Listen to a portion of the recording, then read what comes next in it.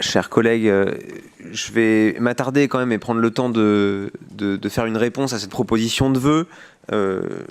C'est un peu baroque encore, là encore une fois, que le groupe LR, à la métropole de Lyon, se permette d'écrire au gouvernement LR avec un membre du gouvernement ici présent.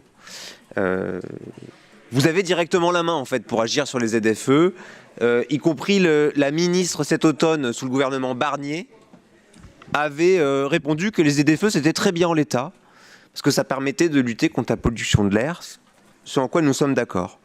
Alors je vais vous permettre peut-être de vous renvoyer à votre travail, groupe LR, à l'Assemblée nationale, avec la proposition de loi qui a été déposée par le groupe de la France Insoumise la semaine dernière, par le député Sylvain Carrière. Et je propose de lire quelques extraits de cette proposition de loi qui pourrait faire consensus et qui fait qu'en fait ce débat sur la ZFE doit remonter au niveau national. Dans leur application actuelle, les ZFEM sont profondément injustes et vont à l'encontre de l'écologie populaire, car elles excluent les plus précaires des centres-villes. Elles semblent avoir été imaginées pour l'industrie automobile afin d'accélérer le renouvellement du parc automobile pour leurs profits financiers. C'est pourquoi nous exigeons l'évaluation de l'offre à la mobilité d'alternatives efficaces. L'absence de ces solutions de report modal oblige à la suspension immédiate du déploiement des ZFE et la mise en place d'alternatives. Nous souhaitons évidemment la refonte de la vignette critère.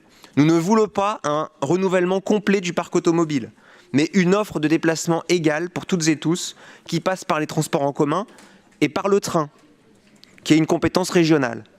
Alors avant de développer les ZFE, il est nécessaire de développer des alternatives avec davantage de transports en commun, notamment le développement ferroviaire et la promotion des mobilités douces. Et la proposition de loi prévoit un rapport sur la typologie des origines de la pollution du secteur routier, car nous ne voulons pas pénaliser les personnes disposant d'une voiture individuelle au profit des grands transporteurs. Et enfin, concernant les autres aides comme le bonus écologique, nous ne souhaitons pas financer l'industrie automobile à coût d'argent public, surtout quand 80% des véhicules électriques sont importés. Et nous préférons concentrer l'effort financier vers des projets profitables à toutes et tous, que sont le développement des transports en commun, les mobilités durables ou encore le train. L'essence même de ce texte, qui sera donc débattu à l'Assemblée nationale, est un changement de paradigme sur les déplacements et donc le rapport à la voiture individuelle. Merci. Afin d'entamer une bifurcation écologique. Merci. La parole est à vous au groupe Voix commune. Vous ne voulez pas, monsieur Legendre?